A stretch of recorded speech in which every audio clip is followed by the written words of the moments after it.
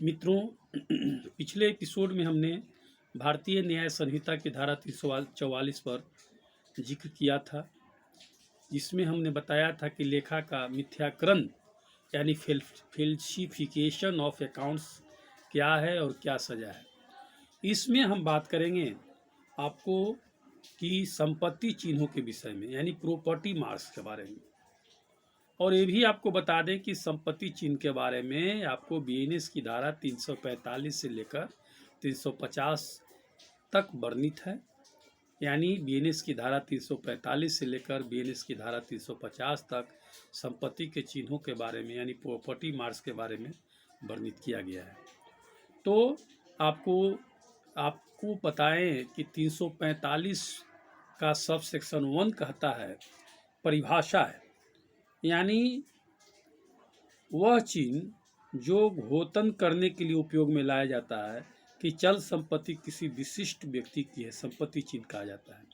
यानी कोई संपत्ति है और उस पर कोई मार्क किया हुआ है, जैसे पिलर हो गया, आरी हो गया, वगैरह वगैरह, तो उससे यह स्पष्ट होता है कि यह संपत्ति किसी का है और उसमें कोई चेंजिंग करेगा तो इस अपराध से दोषी होगा।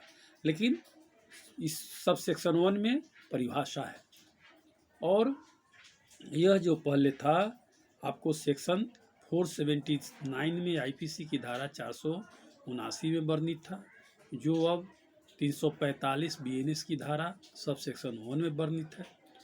उसके बाद हम चर्चा करेंगे 345 के सब सेक्शन 2 यानी उपधारा जो है, दूसरा उपधारा जो है जिसको सेकंड कहें या ख कहें, उस पर चर्चा करेंगे। यह जो पहले वर्णित था आईपीसी की धारा 481 में था, जो अब 345 के बीएनएस के धारा 345 के सब सेक्शन 2 में है।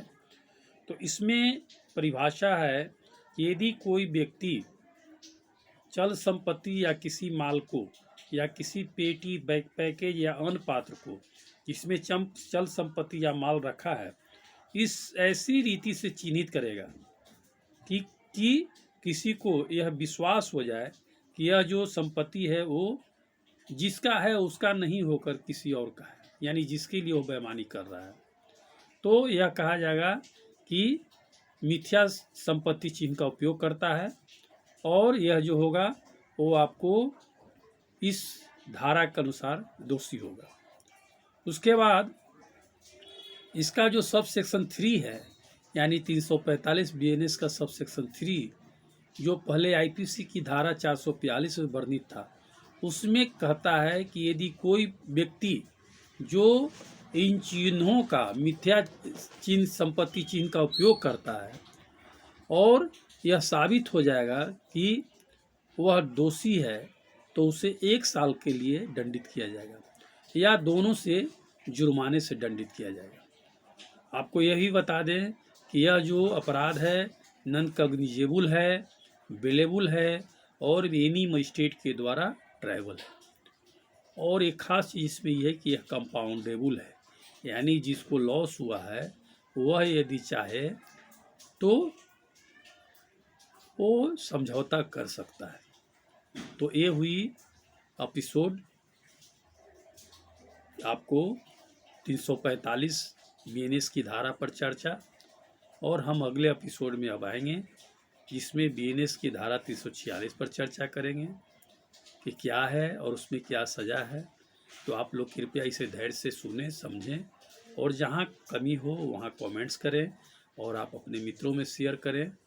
यदि नहीं सब्सक्राइब किए हुए हैं कृपया सब्सक्राइब करें या मित्रों से भी करवाएं। धन्यवाद, थैंक यू। फिर अगले एपिसोड में हम आपसे मिलते हैं।